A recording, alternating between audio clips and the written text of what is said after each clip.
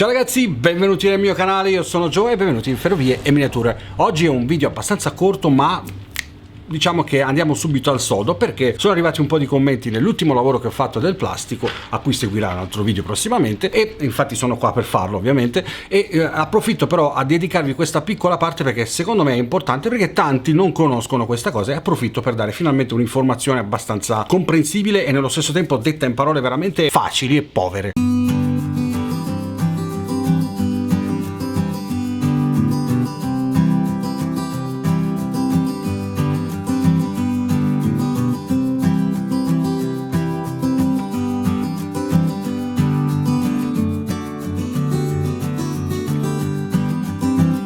Stavo facendo la rampa, vi ricordate la rampa che stiamo costruendo nel plastico? Se non avete visto ancora il video, il link qua sotto per andarla a vedere. E qualcuno di voi mi ha scritto: guarda che probabilmente stai esagerando con l'altezza, secondo me sei un po' fuori, poco spazio, bla bla bla bla bla. Ci sta, perché dal video magari non comprendete bene quello che sto facendo, perché magari non avete idea della metrica che sto utilizzando, però vi voglio far notare subito un piccolo particolare. Quando facciamo per esempio gli elicoidali, che sia in scala H0, che sia in scala N, che sia in scala G, non ha importanza, la distanza nel caso della scala H0, anche perché dobbiamo a volte ottimizzare anche per quanto riguarda le misure che abbiamo a disposizione senza ovviamente esagerare, quindi non possiamo ricreare le montagne russe all'interno del nostro plastico, ma nemmeno a volte possiamo per forza limitarci ed essere così fiscali, perché ricordo che stiamo giocando, a mantenere certe determinate misure. Mi spiego meglio, stavo appunto dicendo l'elicoidale. L'elicoidale ha un'altezza di base, diciamo dai 10 ai 12 cm di altezza, per far sì che magari nell'elicoidale sia la massicciata e la linea aerea abbiamo lo spazio sufficiente, diciamo minimale, per poterlo fare. Se in un elicoidale riesco a stare in 10 cm, perché non posso farlo in una rampa? L'elicoidale compie un cerchio completo, quindi capite da soli che quando si tratta di elicoidale non c'è scampo, cioè è un cerchio tagliato a un certo punto e l'altro sopravvale l'altro, quindi il lato basso si trova qui, il lato alto si trova qua, cioè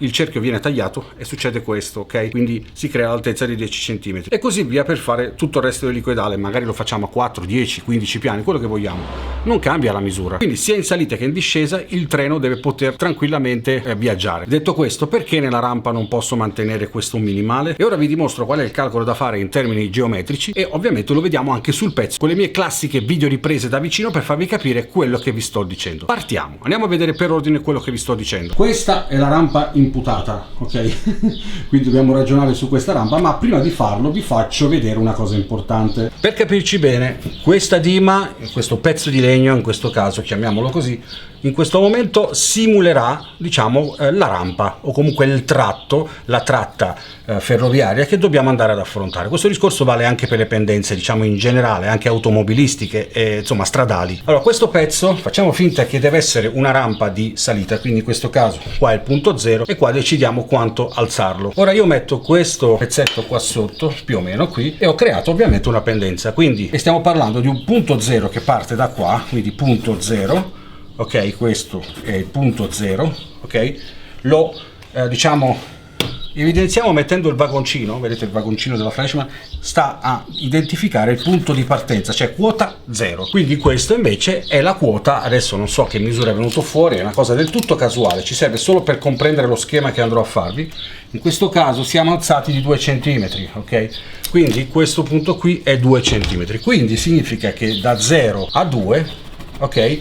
È il nostro, diciamo, livello che dobbiamo andare a verificare. Come facciamo? Dobbiamo innanzitutto misurare dal carretto che abbiamo messo qui della Flashman al nostro supporto quanta strada c'è. Quindi in questo caso, se io vado ad appoggiare il metro, mi accorgo che ho esattamente 54, quindi 54 centimetri di strada di percorrenza. Quindi per fare questo calcolo dobbiamo suddividere, diciamo, lato A e lato B. Il lato A in questo caso è appunto l'altezza massima che noi andiamo a toccare. In questo caso sono appunto i 2 cm che abbiamo verificato prima. Quindi questo punto qua, alto 2 cm, è il lato A. Ok, lo sto segnando adesso qui con le scritture, le vedete apparire, mentre il lato B è esattamente la distanza di percorrenza dall'inizio della rampa alla fine, dal punto alto massimo, ok, dal punto 0 al punto massimo, che in questo caso è 2 cm. Abbiamo stabilito che sono 54 cm e quindi ora dobbiamo fare appunto il calcolo, il lato A diviso il lato B, quindi 2 cm diviso 54 cm, ci viene fuori 0,037, ok? Quindi 0,037 potevo anche arrotondare a 0,03, comunque la prendo larga, lascio così come è segnato qua sulla calcolatrice, ok? Basta fare ora per 100, quindi questa suddivisione andiamo a fare per 100. In questo caso ho ottenuto la mia percentuale e siamo a 3,7%, quindi in questo caso ragazzi questa pendenza è 3,7%, che rientra nei canoni, diciamo, dettati da quelle che sono alcuni regolamenti che possono essere, diciamo, da supervisione e non presi per forza alla regola. In questo caso questa pendenza sarebbe, diciamo, agli estremi, perché la pendenza ottimale, come ho già detto anche negli altri video, è dal 3% al 4%. In questo caso siamo a una via di mezzo, 3,7. Questo significa che saremo già in una pendenza abbastanza disonesta per i treni, però si può fare, perché come potete vedere è una pendenza minima, quindi non prendete proprio alla regola le cose. In realtà per avere una pendenza correttissima dovremmo stare sotto il 3%, quindi avere un plastico di 80.000 metri quadri, e allora forse ce la facciamo. Ma siccome dobbiamo ottimizzare, ci atteniamo a delle regole più o meno che oscillano in questa percentuale, 3-4%, ma anche 5%, ragazzi. Quindi adesso, tornando a coloro che mi avevano scritto appunto il commento per sapere bla bla bla eccetera, mi sono munito di un metro, questo diciamo che si può flettere, adatto per fare questi lavori in curva, e andiamo a misurare effettivamente dall'inizio della rampa al punto finale di questa rampa, cioè che in questo caso è il 10 cm, quanta strada ho percorso, e facciamo il nostro calcolo. Questa dima è di 60 cm, ok? Ci sono anche, c'è la metrica disegnata, ok? Quindi non sgarriamo. Appoggiamo all'inizio, andiamo ad appoggiare e abbiamo i primi 60 cm proprio in questo punto. Non so se si riesce a vedere, qua mi segno i primi 60 cm, ce li ho qua.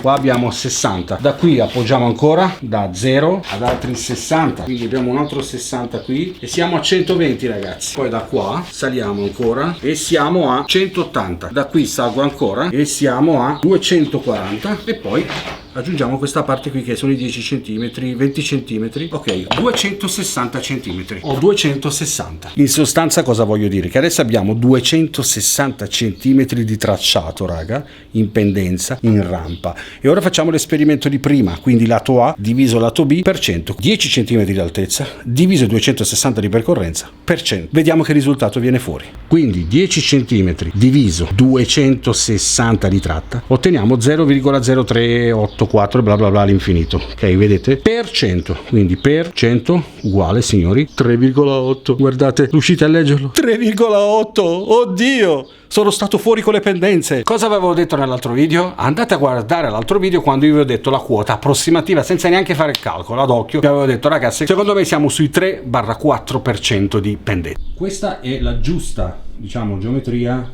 ed è anche la giusta pendenza per ottenere appunto una percentuale circa del 3-4% per quanto riguarda la salita dei treni. Quindi questa pendenza che ho fatto va bene, ok? Quindi non prendete troppo alla regola la cosa, quindi potete capire benissimo che in una rampa così salite e scendete tranquillamente anche con dei treni di 50 metri, non c'è nessun problema. Prendo io la responsabilità. Commenti qua sotto, ci vediamo al prossimo video, ragazzi, un abbraccio, ciao.